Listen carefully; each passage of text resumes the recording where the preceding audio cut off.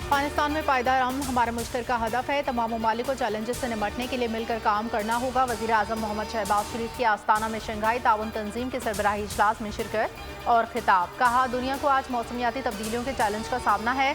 गुर्बत के खात्मे के लिए पाकिस्तान हर मुमकिन इक़दामात के लिए तैयार है।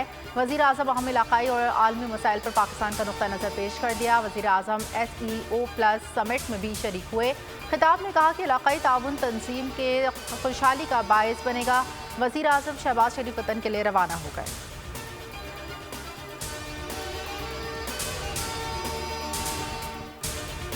सेनेट ने इंतख़ाबात तरमीमी बिल 2024 का सरते राय से मंजूर कर लिया। तरमीमी बिल की PTI और जमीयत उलमा इस्लाम ने मुखालिफत करते हुए ऐवान से वॉकआउट कर लिया।